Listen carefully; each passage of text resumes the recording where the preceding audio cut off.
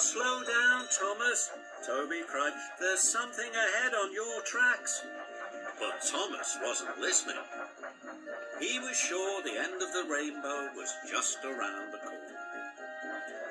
Then there was trouble. Thomas clipped the telegraph pole and they all came off the tracks. Luckily, no one was hurt. Cinders and ashes, Thomas cried. Thomas was stuck. His driver couldn't phone for help. The telephone lines were still not working. Daisy, the diesel rail car, was on her way back to her shed. But then there was trouble.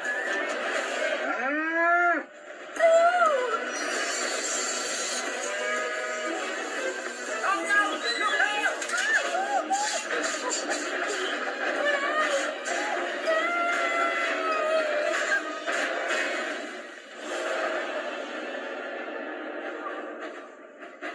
This made Gordon very cross. He was so cross that he didn't see the signal telling him to stop. And he didn't see the goods train ahead until it was too late.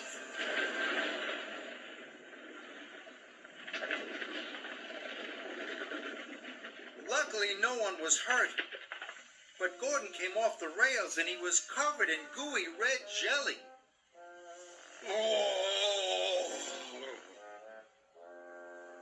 Later, Thomas was resting when Percy arrived.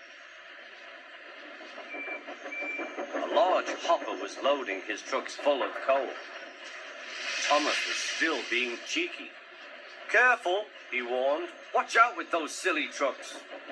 Go on, go on," muttered the truck. "And by the way," went on Thomas, "those buffers don't look very safe to me." The last load poured down. "Help! I'm choking!" cried Thomas. "Get me out!" Percy was worried, but he couldn't help laughing. Thomas's smart blue paint was covered in coal dust from smoke box to bunker. "Ha ha!" chuckled Percy. "You don't look really useful now, Thomas. You look really disgraceful." "I'm not disgraceful," choked Thomas. "You did that on purpose. Get me out."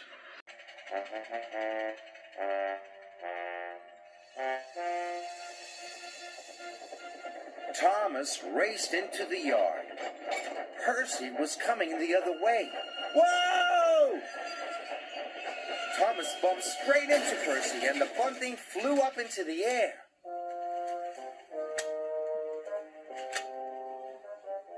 Percy's freight cars came off the track and so did Thomas.